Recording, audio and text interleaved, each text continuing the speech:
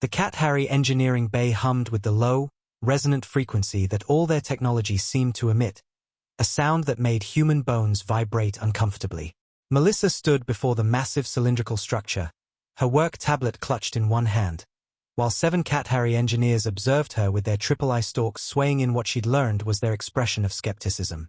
"Human Melissa," chirped Chief Engineer Vaughn, his translation device rendering his clicks and whistles into flat mechanical English. "We have told you 17 times now. The quantum resonance core has been non-functional for 143 of your Earth years. Our finest minds have attempted restoration. It cannot be done." Melissa smiled. That particular smile Barack always said made her look dangerous. "And I've told you 17 times, Vaughn. I haven't looked at it yet." Barack leaned against a support column nearby, arms crossed, trying not to grin.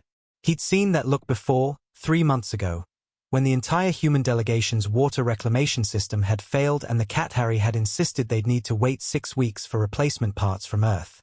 Melissa had fixed it in 40 minutes with spare parts from a coffee maker and a solar panel. The Cat-Harry had been perplexed. "The core is the heart of Station Gamma 7, Vaughn continued, his eye stalks drooping in what might have been sadness. "When it functioned, this station housed 4 million of our people.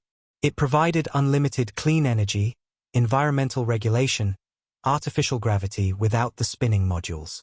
Now we live in the outer rings in discomfort because we have forgotten what our ancestors knew." Melissa approached the core, running her hand along its surface.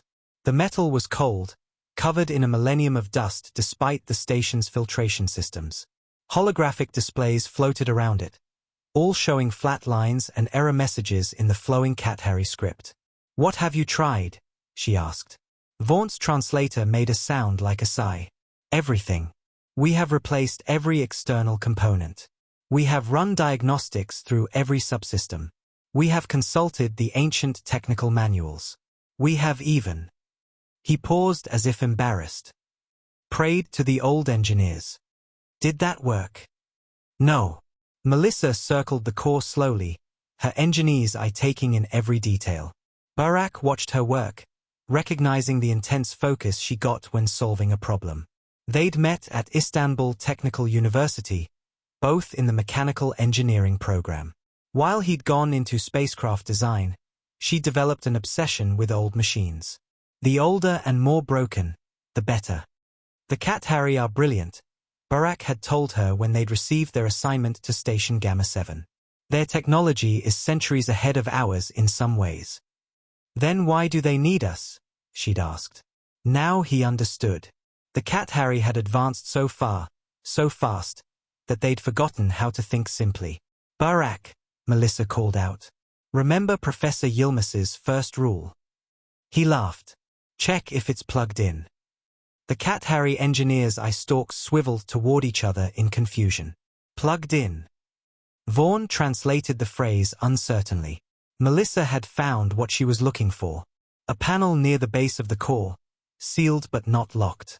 She pulled her multitool from her belt, selected a flat edge, and popped the panel open. Inside was a rat's nest of crystalline conduits, all glowing faintly except for one thick cable that led upward into the core's base. She traced it with her fingers, following it to a junction box mounted on the wall behind the core. The box was hidden in shadow, forgotten, covered in dust so thick it had formed a crust. "What is that?" Vaughn asked, moving closer. "Your problem," Melissa said. She brushed away the dust, revealing a simple mechanical switch. It was in the off position. The engineering bay went silent except for that omnipresent hum. "Impossible," Vaughn whispered. "The schematics show no such primitive mechanism." "Because whoever drew your schematics," Melissa said, gripping the switch, "probably assumed everyone would know about the emergency shutdown. It's a safety feature. If something goes catastrophically wrong, someone hits the kill switch. The core shuts down to prevent damage. But for 1,000 years." Melissa shrugged. "Maybe someone panicked during an emergency. Maybe it was an accident. Maybe someone sabotaged it. Doesn't matter now." She looked at Vaughn. "Do you want me to try it?" All 7 Cat Harry engineers had their eye stalks fixed on that simple dust-covered switch. Vaughn's stalks trembled. If you are wrong, nothing happens. If you are right. If I'm right, you get your station back. Vaughn made a sound his translator couldn't parse, then spoke in formal Cat Harry. The other engineers backed away as if giving the moment ceremony. Finally, he turned to Melissa and simply said, "Try it." Melissa flipped the switch. For 3 seconds, nothing happened. Barack held his breath. The Cat Harry stood motionless, a feat of stillness their species rarely achieved. Then the quantum resonance core hummed. It started as a vibration beneath their feet.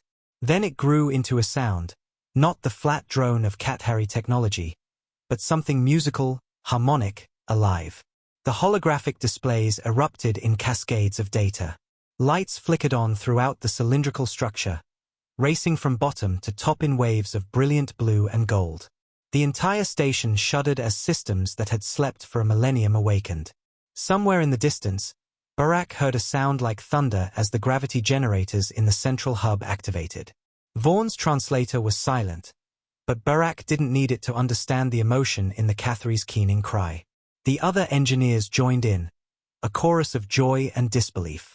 Melissa simply dusted off her hands and smiled at Barack. See? Just needed someone to flip a switch. As alarms began chiming, happy alarms, Barack thought, announcing the return of power, Vaughn approached Melissa.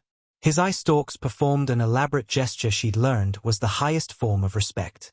"Human Melissa," he said, his voice thick with emotion even through the translator. "We have been calling this station Gamma 7 dead. Tonight we rename it. We will call it Melissa's gift." She shook her head.